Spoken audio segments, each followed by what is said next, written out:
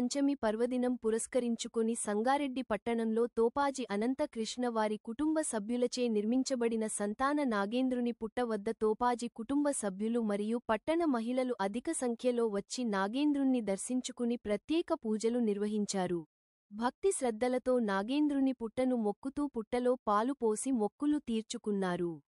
ఈ సందర్భంగా తోపాజి అనంతకిషన్ మాట్లాడుతూ 100 సంవత్సరాల చరిత కలిగిన సంతాన నాగేంద్రుని పుట్ట వద్ద ఆలయాన్ని నిర్మించుకోవడం సంతోషం అని, వచ్చే సంవత్సరం వరకు శ్రీ మాధవానంద సరస్వతి స్వామి వారి ఆశీస్సులతో నాగేంద్రుని ఆలయాన్ని మరింత అభివృద్ధి పరుస్తానని అన్నారు.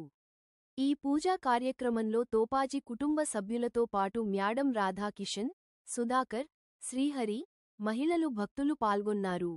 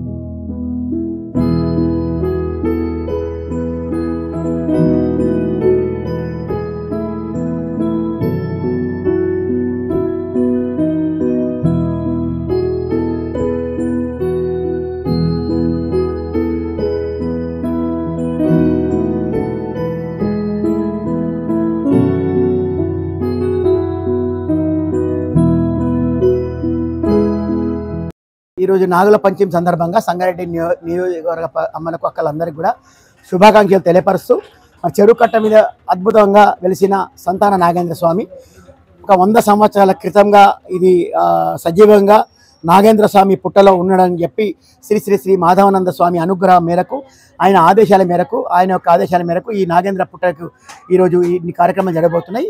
వచ్చే సంవత్సరము అద్భుతమైన నాగ ప్రతిష్టతో నా సంతాన నాగేంద్రుడు అందరికీ ఇలవేల్పుగా వస్తాడు. కాబట్టి పట్టణ ప్రజలందరూ కూడా అందరు అమ్మలు అక్కలందరూ కూడా ఎవరికైతే సంతానం కలగదో ఈ సంతాన నాగేంద్రుడిని కొలుచుకున్న వాళ్ళకి తప్పకుండా సంతానం కలుగుతుందని చెప్పి శ్రీ శ్రీ మాధవానంద గురుదేవుల యొక్క వారి చెప్పడం జరిగింది. కాబట్టి వారి ఆజ్ఞ ప్రకారం ఇక్కడ పట్టణ ప్రజలందరూ కూడా ఈ నాగల చవితి నాడు కానీ మిగతా మంగళ శుక్రవారం వచ్చి అమ్మవారిని నాగలమ్మను దర్శించుకొని వారి సంకల్పం మనసులో అనుకొని మొక్కిన కోరికలు తీర్చమని అమ్మవారు కోరుకుంటున్నారు.